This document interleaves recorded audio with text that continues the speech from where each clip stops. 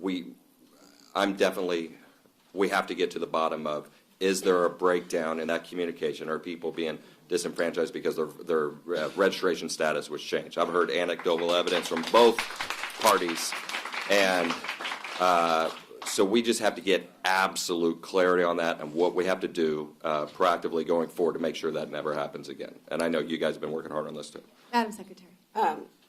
Madam Chair, Representative Wenninger, yes, we have been working on that extensively. In fact, this was something that I know happens, and I know it happened to people in this room. It's not hearsay. It happened to someone in my own office. One of my employees was registered as a particular party, went to go vote. I don't want to divulge his personal details, and it happened to him. So we know it happened. And we'll get to that in a second.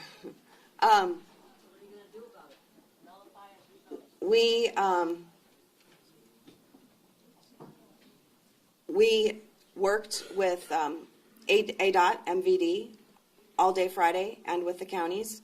This entire weekend, all day Saturday, all day Sunday, our elections team was doing cross-checking of paper voter registration forms to see and try to pinpoint exactly which are the files that we believe were possibly affected.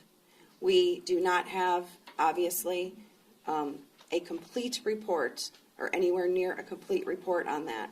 But what's most important right now to our office and to the county recorders is making sure that the people that cast provisional ballots or had to cast provisional ballots, that those are among the first ones that are being cross-checked.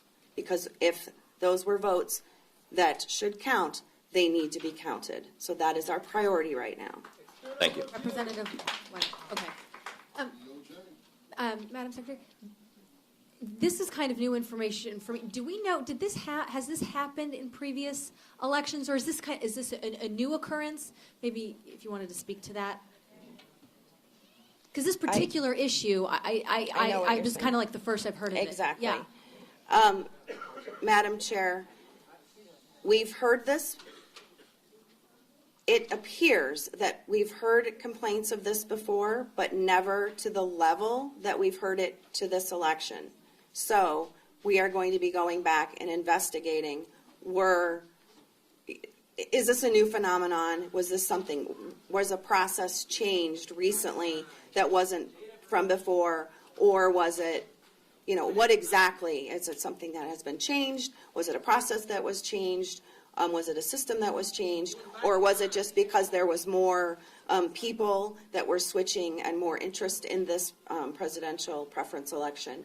Those are questions that we cannot answer right now because our priority is making sure that we're concentrating and cross-checking on people's provisional ballots and those that cast provisionals first. Thank you, Madam Secretary. Was it Representative Clark? Thank you, Madam Secretary, Madam Chair, for coming down here to speak to us. I'm happy to see you at the Elections Committee. I've not seen you at the Elections Committee yet. So it's good to have you here. I have questions for you about budgeting.